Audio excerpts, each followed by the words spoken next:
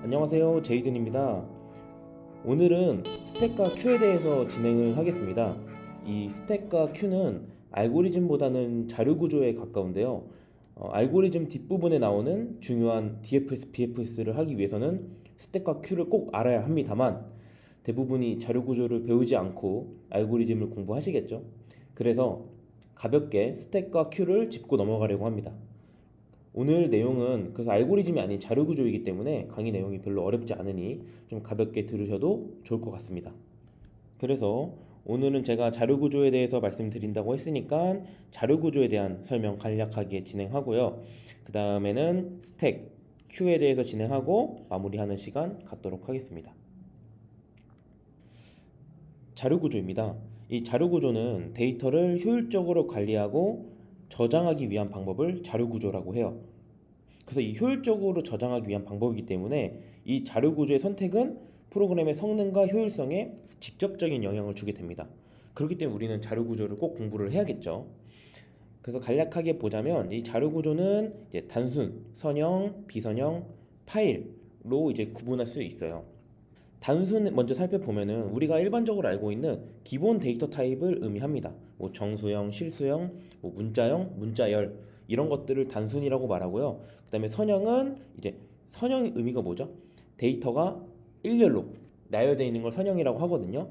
그렇게 데이터가 일렬로 나열되어 있는 것을 이제 선형 자료 구조라고 합니다. 그 선형 자료 구조에는 배열도 있고 오늘 우리가 배울 스택과 큐도 있고 또 연결 리스트라고 하는 것도 있고 대기라는 것도 있어요.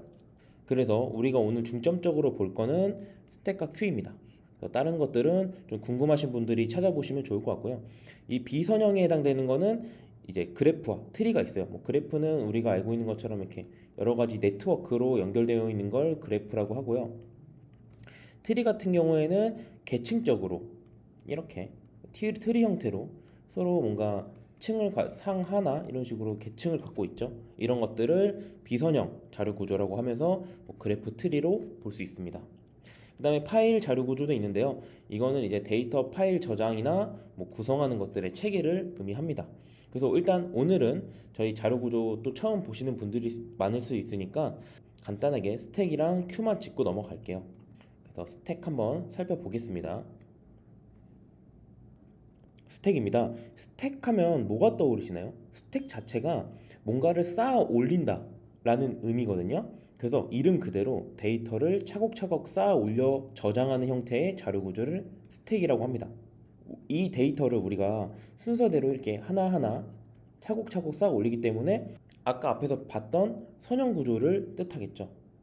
선형 구조를 뜻하고 데이터를 이렇게 쌓아 올리면 어떻게 될까요? 당연히 늦게 쌓아 올린 친구를 꺼낼 때 먼저 빠지겠죠. 그래서 후입 선출, 리포라고 하고요. 라스트 인 퍼스트 아웃의 약자입니다. 그래서 스택은 선형 구조를 띄고 후입 선출을 가지고 있다. 까지만 알면 사실 스택은 끝이에요. 근데 이제 이렇게 말해도 이해하기 어려울 수 있으니까 제가 실생활 예시를 조금 들어볼게요. 실생활 예시는 뭐로 들으시면 되냐면 프링글스? 혹시 프링글스라고 아시나요? 포카칩 같은 거? 프링글스 보면은 이렇게 과자 통이 있고 여기 안에 과자가 이렇게 들어있죠. 그럼 분명 여기 맨 밑에 있는 과자는 사실 맨 처음에 집어넣었을 거예요. 그렇겠죠? 그리고 이제 그 다음에 쌓는 것들이 이 프링글스 과자통 안에 들어가니까. 그 다음 우리가 이 프링글스 과자를 먹을 때 어떻게 하나요? 당연히 맨 위에 있는 과자부터 꺼내 먹겠죠. 결국 가장 마지막에 넣은 과자를 우리는 가장 처음에 먹는 겁니다. 그래서 후입 선출이라고 하는 거예요. 늦게 들어간 친구가 먼저 나온다. 또 하나 예시를 넣을게요. 우리 뭐 책을 쌓을 때도 뭐 책을 이렇게 쌓았어요. 그 우리 맨 밑에 있는 책보다 꺼낼 수 있나요? 물론 꺼낼 수 있겠죠. 근데 만약에 책이 이렇게 막 100개 무수히 많아도 꺼낼 수 있나요? 우린 제일 위에 있는 것부터 꺼내야겠죠. 이런 경우에도 스택이라고 할 수 있고요. 뭐 호떡 같은 경우에도 뭐 만약에 호떡 아주머니가 호떡을 이렇게 여러 가지 쌓아놨어요. 그럼 아주머니가 굳이 밑에 것부터 호떡을 꺼내가지고 주나요? 아니죠. 그냥 맨 위에 거 식어 있는 거 주시죠. 그래서 이런 식으로 데이터를 관리하는 걸 스택이라고 합니다. 좀 이해되시죠? 그래서 이 스택은 뭐 제가 방금 실생활 예시를 들어줬지만 프로그래밍적으로는 뭐 뒤로 가기를 또 예시를 들 수 있어요. 뒤로 가기는 어떻게 예시를 드냐면 우리가 브라우저에서 맨 처음에 뭐 네이버를 들어가고 블로그를 하나 들어간 다음에 뭐 여기서 어떤 글을 선택해서 들어갔어요. 그럼 이 상태에서 우리가 뒤로 가기 누르면 네이버로 가지나요? 제일 최근에 접속한 이 블로그 쪽으로 가지고 이 블로그에서 또 뒤로 가기 누르면 네이버로 가겠죠. 결국 이 뒤로 가기도 이 스택의 자료 구조 형태로 구현이 되어 있는 겁니다. 신기하죠? 이제 이런 자료 구조를 하나하나 배우니까 좀 프로그래밍에서도 어떻게 활용되는지 알 수 있고, 그래서 이 스택은 굉장히 중요한 이제 자료 구조고요. 우리가 이걸 배워야지 후에 나올 이 DFS라는 알고리즘 문제를 풀 수 있어서 제가 가볍게 진행을 해봤습니다. 그럼 이 스택이 또 정확히 어떤 연산을 갖고 있는지도 한번 살펴볼게요. 스택 주요 연산입니다. 스택을 보면은 푸시라는 연산이 있고요. 이 푸시는 말 그대로 데이터를 밀어 넣는다 해서 데이터를 삽입할 때 사용하는 연산입니다. 그 다음에 팝은 꺼낼 때 쓰는 거고요. 추출을 할 때 써요. 그래서 여기 밑에 피크를 보면은 이것도 스택의 탑에 있는, 그러니까 제일 맨 위에 있는 데이터를 반환한다고 써 있는데, 추출과 반환은 다른 거예요. 추출은 그 데이터를 꺼내는 거고, 반환은 꺼내지는 않고 그냥 맨 위에 뭐가 있는지를 살펴보기만 하는 거죠. 그 다음에 EasyEmpty는 말 그대로 이 스택이 공백인지를 확인하는 겁니다. 그럼 만약에 제가 어떤 푸시를 1, 푸시 2, 푸시 3 하고 뭐 팝 하고 EasyEmpty라면 어떻게 될까요? 이 순서대로 진행해 볼게요. 일단 스택은 일반적으로 쌓아 올리는 거니까 좀 세로로 긴 원통으로 표시를 하거든요. 푸시 1 했으니까 1 집어넣고, 푸시 2 했으니까 2 집어넣고, 푸시 3 하니까 3 집어넣고. 팝하면 1을 꺼내야 될까요? 3을 꺼내야 될까요? 스택은 가장 늦게 들어간 걸 가장 먼저 꺼낸다고 했죠. 그렇기 때문에 3을 꺼내는 겁니다. 그래서 3을 꺼내고, 또 팝을 하면 2를 꺼내야겠죠. 그럼 또 팝을 하면 1을 꺼낼 거고, 그래서 마지막에 is empty라면 다시 비어있기 때문에 true를 뱉겠죠. 네, 스택의 주요 연산이었고요. 뭐 사실 스택이 그렇게 어려운 건 아니에요. 아까 말한 뭐 후입, 선출 이것만 기억하고 계시면 스택은 사실상 마스터했다 라고 생각을 하셔도 좋을 것 같아요. 그러면 우리 스택이 활용되는 것도 한번 살펴볼게요. 스택은 일단 우리 뒤에서 배우는 DFS, 이걸 배우기 위해서 우리가 스택을 나가는 거잖아요. 근데 일단 지금은 몰라도 됩니다. 그렇지만 우리가 뒤에서 배우는 DFS 활용을 위해서 배운다 라는 걸 알아두시면 좋을 것 같고요. 우리 괄호 검사 문제할 때도 사용을 해요. 괄호 검사 문제는 뭐냐면 이 주어진 문자열, 괄호가 이렇게 막 중구난방식으로 이렇게 주어졌을 때 모든 괄호가 올바르게 짝을 이루고 있는지를 확인할 때 또 스택을 활용할 수 있습니다. 어떻게 활용하냐면 여는 괄호가 나오면 스택에다가 집어넣어요. 예를 들면 이 문자열을 볼게요. 여는 괄호죠? 그럼 이렇게 집어넣는 겁니다. 그 다음에 닫힌 괄호가 나오면 이 스택에 들어가 있는 걸 꺼낸 다음에 서로 짝인지를 확인하는 거예요. 그럼 닫힌 괄호 나왔네? 얘랑 비교하고 둘이 짝 맞았죠? 그럼 이 친구 지워지고, 그 다음에 또 닫힌 괄호 나왔죠? 그럼 이 친구 꺼내서 짝이 맞고, 또 이 친구 꺼내서 짝이 맞고 해서 제대로 스택에 있는 것도 다 비워지고 문자열도 끝까지 탐색했죠? 그럼 이 친구는 올바른 괄호인 겁니다. 간단하게 예시 한 개만 더 드릴게요. 보시면 이렇게 여러 가지 괄호가 있어요. 이렇게 괄호가 있고 여기에 이런 식으로 문자열이 주어졌다고 할게요. 그럼 스택으로 치면 어떻게 될까요? 맨 처음에 여는 괄호 들어왔으니까 여는 괄호 집어넣고, 또 여는 괄호네요, 집어넣고, 또 여는 괄호네요, 집어넣고, 그 다음에 닫힌 괄호 나왔죠. 그러니까 스택에서 가장 늦게 들어온 친구 꺼냅니다. 그럼 둘이 짝 맞죠? 오케이, 통과. 그럼 그 다음에 이 친구죠. 이 친구 꺼냈어요. 닫힌 괄호니까 이 친구를 꺼냈어요. 이거죠. 둘이 짝 맞나요? 안 맞죠. 그럼 바로 이 문자열은 올바르게 짝을 이루지 않고 있다라고 볼 수 있는 겁니다. 이런 식으로 좀 괄호 검사 문제도 스택으로 해결할 수 있는 좀 대표적인 문제예요. 그래서 알아두시면 나중에 문제로 만났을 때 손쉽게 풀 수 있을 것 같습니다. 그 다음에 또 추가로 갑자기 생각난 건데, 이 계산기 문제도 스택을 활용할 수 있어요. 근데 이거는 개인적으로 공부를 해서 활용을 해보시면 좋을 것 같아요. 그래서 아마 이 스택에 대해서 알고 계시니까 금방 풀 수 있을 거라고 생각을 합니다. 해서 스택 여기까지고요. 되게 간단하죠. 말 그대로 자료 구조이기 때문에 뭐 어떤 되게 복잡한 개념이 들어간다기보단 후입 선출이라는 개념을 활용하는 걸 스택이다. 이 정도까지만 딱 알아두시면 될 것 같아요. Q입니다. Q는 데이터의 삽입과 삭제가 각각 다른 끝에서 이루어지는 자료 구조다. 아, 되게 말이 어렵죠. 그래서 이것도 그림을 한번 그려서 보면은 이런 식으로 볼 수 있어요. 각각 다른 끝이니까 이쪽에서 삽입이 일어나고 이쪽에서 삭제가 일어난다 라고 보는 건데, 이게 어떤 구도냐, 마치 은행 줄과 같아요. 은행 줄서기. 우리 1번, 2번, 3번, 4번, 5번, 6번 이렇게 줄을 섰을 때 가장 먼저 온 사람이 가장 먼저 업무 처리를 보자. 이런 경우를 Q라고 합니다. 그래서 이쪽에서 데이터가 1 삽입이 됐을 때 가장 먼저 1로 빠져나온다는 의미에서 Q인 거예요. 이 Q는 제가 강의 아주 맨 처음에 알고리즘 할 때 우리 햄버거 가게였나요? 햄버거 가게에서 줄서기 할 때 제가 문제를 Q로 해결했었죠. 이렇게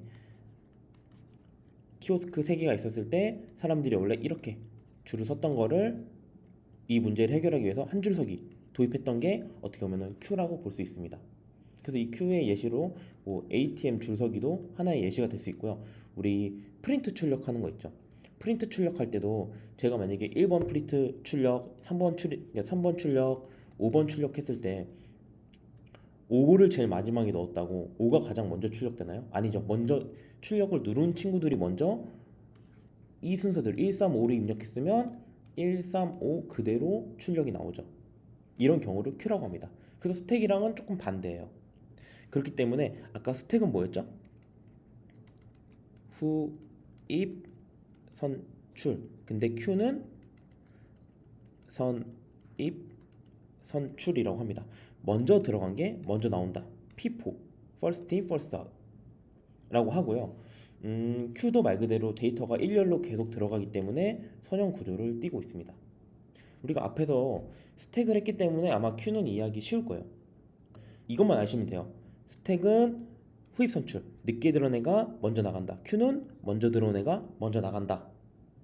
그래서 데이터의 삽입과 삭제가 각각 다른 끝에서 이루어진다 까지만 아시면 Q의 개념은 끝입니다. 그럼 스택과 마찬가지로 주요 연산 한번 살펴볼게요. 주요 연산입니다. 스택이랑은 조금 다르죠.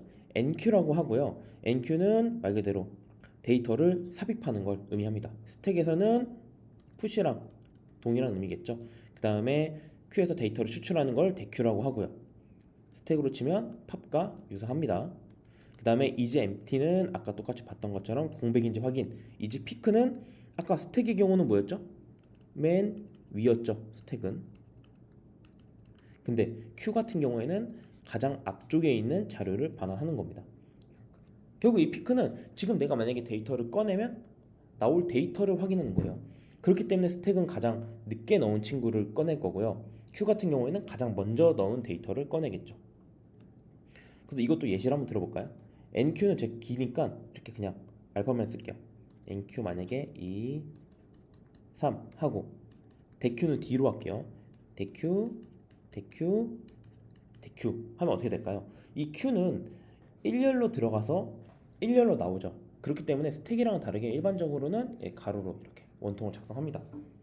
그 다음에 맨 처음에 1을 먼저 넣는다 했으니까 1 집어넣고, 그 다음에 2 집어넣고, 3 집어넣고, 그 다음에 D 나오는 순간부터 3을 빼야 될까요? 1을 빼야 될까요? 당연히 1을 빼야겠죠.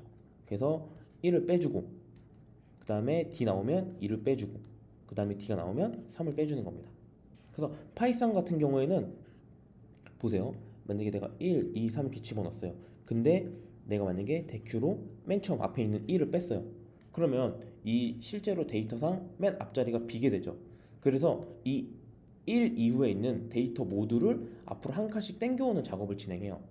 그래서 시간 복잡도가 n이 됩니다. 그래서 꽤나 낭비예요. 그래가지고 우리는 알고리즘을 풀 때는 대Q라는 게 있어요. 이 대Q는 뭘까요?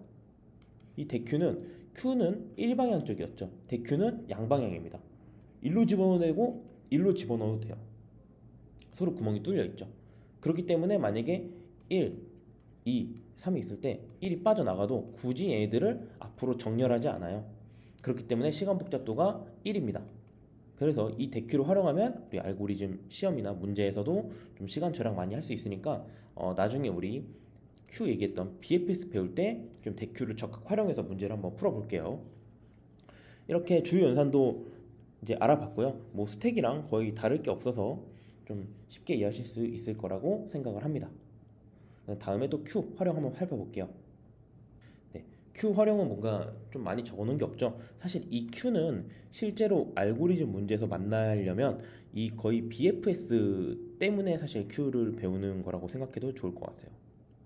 이 BFS는 뭐 나중에 우리 뭐 틀이나 그래프 배울 때 우리가 진행을 할 건데요. 일단 뭐 미로 찾기 활용할 때 BFS를 가장 많이 활용하신다, 이 정도까지만 알아두시면 좋을 것 같아요.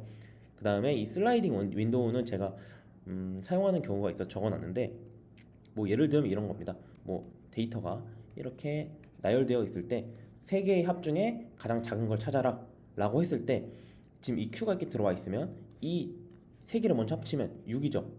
그 다음에 또 2, 3, 4 이렇게 9 이렇게 합치는 게 아니고요. 이 6이 그 상태로 있는 상태에서 1을 빼고 빼기 1 더하기 4를 하는 겁니다. 이렇게 하면은 우리가 만약에 데이터 100개를 더해라 라고 했을 때도 실제로 100개를 매번 더하는 게 아니고 앞뒤에 한 개씩만 빼고 더하면 되잖아요. 그래서 시간 복잡도가 많이 올라가고 이런 경우에 이제 Q를 활용하면 좀 시간 복잡도를 많이 아낄 수 있어서 슬라이딩 윈도우도 Q를 활용해서 문제를 풀 수 있습니다. 하지만 Q의 활용은 그냥 BFS를 위해서 거의 존재한다고 보셔도 좋을 것 같아요. 그래서 아직은 우리가 BFS는 좀 이후에 배울 거니까 좀 가볍게 넘어가시면 좋을 것 같습니다. 네, 벌써 마무리입니다. 오늘 되게 간단했죠? 일단 오늘 다시 정리를 하자면 결국 이 스택은 흡입 선출, Q는 선입 선출, 그리고 이 두 개는 선형 구조이다. 이것만 딱 가져가시면 좋을 것 같고요. 우리가 집중해야 되는 부분은 나중에 뒤에서 배우는 TFS, BFS니까 오늘은 좀 제가 기초다는 내용을만 가져왔으니까 좀 편하게 들으시고, 다음 영상에서 바로 DFS를 할 건 아니지만 뭐 2, 3주 내로 진행하는 영상 DFS, BFS에서 조금 힘 줘서 그때 열심히 한번 공부해 보시고, 오늘 영상은 약간 쉬는 시간처럼 가져가시면 좋을 것 같습니다. 네, 오늘도 강의 듣느라 고생 많으셨고요. 오늘은 확실히 알고리즘보다는 자료구조 강의에 가까웠네요. 뒷부분에 나오는 알고리즘을 배우기 위해서 꼭 진행해야 하는 초석이어서 굳이 파트를 분리해서 진행을 했습니다. 앞으로도 이렇게 알고리즘을 배우는데 필요한 자료 구조가 있다면 좀 이렇게 분리해서 강의를 진행하려고 하니까 꼭 영상 시청해 주시면 좋을 것 같습니다. 제가 다루지 않더라도 따로 공부하시는 거 항상 강추드리고요. 다음 강의는 탐욕 알고리즘을 진행하겠습니다. 탐욕 알고리즘은 사실 제가 그렇게 좋아하는 알고리즘은 아니에요. 이 탐욕 알고리즘은 문제에 적용하기에는 조건도 되게 까다롭고 쉽지 않거든요. 근데 그렇다고 또 공부를 안 하면 또 그 문제를 풀 수가 없어요. 그런 종류의 알고리즘이기 때문에 공부는 해야 되기 때문에 진행을 간단하게 해보려고 합니다. 다음 영상도 그래서 꼭 시청해 주시고요. 오늘 진행한 이 스택과 큐도 도움이 되셨다면 좋아요와 구독 그리고 댓글도 부탁드리겠습니다. 그러면 다음 영상에서 뵙겠습니다. 모두 수고하셨습니다.